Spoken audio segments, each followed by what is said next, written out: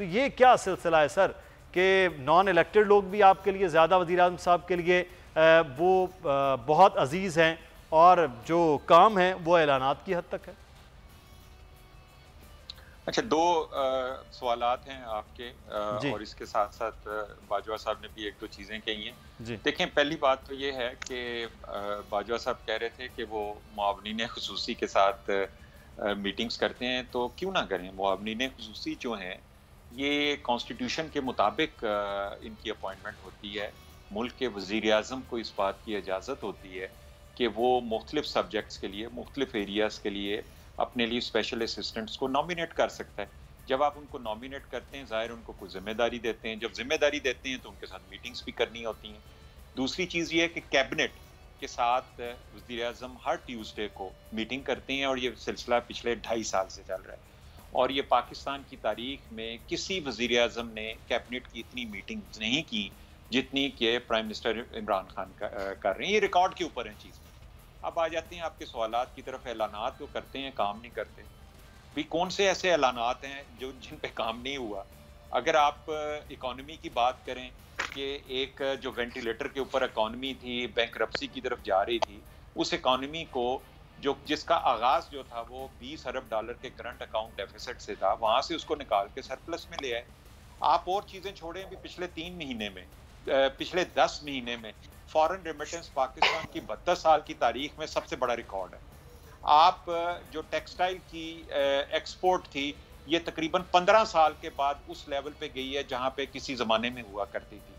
पाकिस्तान में stock exchange पिछले 3 साल की हाईएस्ट लेवल के ऊपर है। पाकिस्तान में रुपया जो है पिछले 3 महीने में इंटरनेशनल फाइनेंशियल अथॉरिटीज जो हैं उसको स्ट्रॉन्गेस्ट उन्होंने डिक्लेयर किया against the dollar in last 3 months. इस मुल्क में जो कंस्ट्रक्शन की इंडस्ट्री की एक्टिविटी है उसका सिर्फ एक एविडेंस ये है कि इस मुल्क में कभी भी सीमेंट की इतनी प्रोडक्शन नहीं हुई जितनी पिछले 1 साल के अंदर हुई है। देखें, ये ऐलानात नहीं है, ये काम हो रहा है। इस मुल्क में 68 के बाद किसी ने कोई डैम नहीं बनाया। 3 बड़े डैम्स के सिर्फ ऐलान नहीं हुए, उनके ऊपर काम शुरू हो गया है। उनका शेड्यूल जो है वो आ चुका हुआ है कि वो कौन कौन सी ईयर के अंदर वो खत्म हो रहे हैं, कंप्लीट हो रहे हैं। वो चाजी है ना, वो पाकिस्तान मुस्लिम नून कहती है हमारे ही मंसूबे हैं जिस पर तख्तियां आप लगाते आ रहे हैं, शुरू होने के लिए अब आपके लिए तख्तियां हो रही हैं। मैं जवाद साहब की बात हो रही है, मैं बाजवा साहब आता हूं आपकी जाने। जी अहमद जवाद साहब। देखें, एक तो ये है कि हो सकता है कुछ ऐसे मंसूबे जिनका जिक्र माजी में भी हुआ हो, क्योंकि ये ऐसा नहीं होता कि जब नवाज शरीफ की गवर्नमेंट खत्म हुई तो उस वक्त ये कोई और मुल्क था और जब इमरान खान की गवर्नमेंट शुरू हुई तो कोई नया मुल्क वजूद में आ गया। ये एक ही मुल्क है जिसमें पब्लिक एडमिनिस्ट्रेशन एक ही होती है, सिविल सर्विसेज स्ट्रक्चर एक ही होता है, तमाम इदारे एक ही होते हैं और बहुत सारे ऐसे प्रोजेक्ट्स होते हैं। ये जो बड़े बड़े डैम्स जो जिनका हम जिक्र कर रहे हैं, इनका तो जिक्र पिछले 20 साल से भी हो रहा है। मैं तो जिक्र की बात नहीं कर रहा, मैं तो उनके इनॉग्रेशन की बात कर रहा हूँ। मैं तो उनके ऊपर इस वक्त काम होने की रफ्तार की बात कर रहा हूँ। मैंने सिर्फ जिक्र की बात नहीं की। हाँ, अगर आप जिक्र की बुनियाद पे कहें जी कि चूंकि हमने भी 15 साल पहले जिक्र किया या 10 साल पहले, तो ये हमारा प्रोजेक्ट है। हमारा प्रोजेक्ट तो उस वक्त होता है ना जब आप प्रोजेक्ट का आगाज करते हैं, उसके ऊपर काम शुरू होता है, उसमें कोई प्रोग्रेस होती है। हम तो उन प्रोजेक्ट्स की बात कर रहे हैं। और जहां तक सीपैक का ताल्लुक है, उसके प्रोजेक्ट्स हैं, तो सीपैक के प्रोजेक्ट्स ठीक है, बिल्कुल आइडेंटिफाई हो गए, लेकिन उनका शेड्यूल जो है कुछ का पिछले 5 साल होगा, किसी का आज शेड्यूल है, तो इसमें तख्ती या तख्ती की क्या बात होगी। सीपैक प्रोजेक्ट कोई नवाज शरीफ का प्रोजेक्ट नहीं है, वो हुकूमत पाकिस्तान का प्रोजेक्ट है और उसके शेड्यूल्स हैं, उसकी फेजेस हैं। कुछ फेजेस नवाज शरीफ के दौर में हुई, कुछ फेजेस हमारे दौर में हुई, कोई फेजेस जो है शायद अगले दौर में जाके कंप्लीट हो। तो जी बाजवा साहब, आप बात करना चाह रहे हैं कि सर काम तो बाजवा से मेरा सवाल भी, काम तो इस हुकूमत में भी और ख़ास तौर पर जो इकोनॉमी के हवाले से साथ साथ इस दौरे हुकूमत में कहा गया कि कंक्रीट काम हुआ। वो कह रहे हैं कि जनाब हेल्थ कार्ड की तकसीम पूरे सूबों के अंदर, सिंध को छोड़कर बाकी सूबों के अंदर इस साल के आखिर तक मुकम्मल कर दी जाएगी। ये वो कह रहे हैं बहुत बड़ा काम है। इस वक्त कामयाब जवान प्रोग्राम के लिए जितनी तेज़ी के साथ वो कह रहे हैं, आज भी सखर में वज़ीर आज़म ने वहाँ पर भी आज तकसीम कुछ की है। इसी तरह एहसास कफ़ालत प्रोग्राम है, उन्होंने कहा इतनी मुश्किल दौर में जब पूरी दुनिया कोविड की सूरत हाल में नौकरियाँ तबाह हो रही थी, इकॉनमी तबाह हो रही थी, तो हमने इन चीज़ों को बरकरार रखा। तो बाजवा साहब कहीं ना कहीं काम तो वो कह रहे हैं कि हम कर रहे हैं हुकूमत। मुझे एक बात आपके सवाल का सिर्फ एक जवाब देना चाहता हूँ जी, कि बल्कि सवाल ही छोटा सा एक मासूमाना सा सवाल करूंगा कि क्या ये बता दें कि इनके दौरे हुकूमत में कौन सा एक भी मेगा प्रोजेक्ट इस गवर्नमेंट ने शुरू किया है, स्टार्ट किया हो कोई काम? कोई नहीं किया। अब मैं अपने भाई को बड़ी खूबसूरत इन्होंने बातें की, बड़े प्रोजेक्ट नहीं है।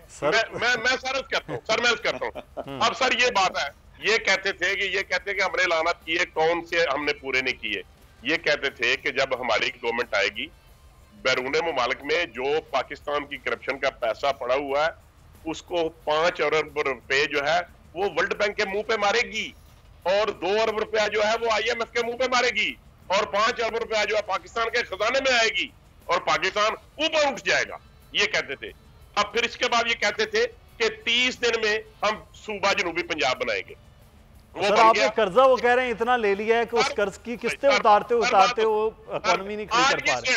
आज की स्टेटमेंट देख ले, इमरान नियाज़ी साहब ने खुद कहा है कि हमसे पहले जो हमने 35 अरब जो कर्जा है वो वापस किया है, और जो PMLN की गवर्नमेंट थी उन्होंने 20 अरब रुपए वापस किया था। ये अब उनकी स्टेटमेंट आ गई, क्योंकि हर काम को ये पछताते हैं बात करके। अच्छा, इसके बाद इन्होंने कहा जनूबी पंजाब बनाएंगे। इन्होंने कहा कि गवर्नर हाउस की और प्राइम मिनिस्टर हाउस की यूनिवर्सिटीज बनाएंगे, वो भी बन गई, जनूबी सूबा भी बन गया। इन्होंने कहा था हम हेल्थ में बेहतरी लाएंगे। अब कोई पाकिस्तान में बीमार नहीं है, कोई हर चीज बिल्कुल तंदुरुस्त है, और लोगों को फ्री दवाइयां मिल रही हैं, जो लोगों को मेडिसिन के जो घर में पहुंच रही हैं। इसके बाद इन्होंने कहा था कि हम एजुकेशन में बेहतरी लाएंगे, वो भी आपने देख लिया कि पाकिस्तान की अब दुनिया में सबसे ज्यादा PhD पाकिस्तान में लोग गुर्बत में कर गए हैं, ये भी आपने देख लिया।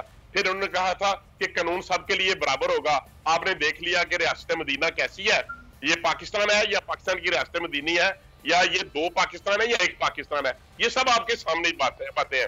अब इन्होंने कहा था 50 लाख नौकरियां भी इन्होंने दे दी, इन्होंने 1 करोड़ नौकरियां भी दे दी, और 50 लाख लोगों को घर भी मिल गए।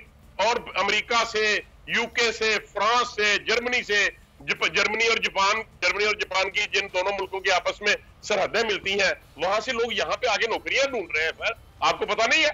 आप जरा सोए हुए हैं ना बाजी साहब, आज आपका आज तरसे जो है वो खासा तंजिया हुआ है आज बाजी साहब। लेकिन सर देखें, आपको भी मालूम है 50 आज कश्मीर भी आजाद हो गया है, और सारी दुनिया दोस्त है। बहुत अच्छा दोस्त है इंडिया भी हमारा, बहुत अच्छा दोस्त है चाइना भी हमारा, बहुत अच्छा दोस्त है सऊदी अरब भी हमारा, बहुत अच्छा दोस्त है अफगानिस्तान भी हमारा। भाई पाकिस्तान तो आइसोलेशन में है, कोई मुल्क हमारी बात सुनने को तैयार नहीं है। ये मैं क्या बताऊं, इकोनॉमी का क्या रेट है? 5.6 पे GDP ग्रोथ रेट था, ये माइनस पे चले गए हैं। ये जो माइनस पे चले गए GDP ग्रोथ, ये सर ये कोरोना से पहले की बात है, अब की बात नहीं है। हमने ये कहते थे कि ये इन्होंने डॉलर जाली तरीके से 100 रुपए पे खड़ा किया हुआ है। अरे भाई आप भी खड़ा कर लो, जाली तरीके से कर लो। अब पेट्रोल 40 रुपए लीटर हो गया है, आपको नहीं पता। सब्सक्राइब करें और बेल दबाएं ताकि कोई खबर रह न जाए।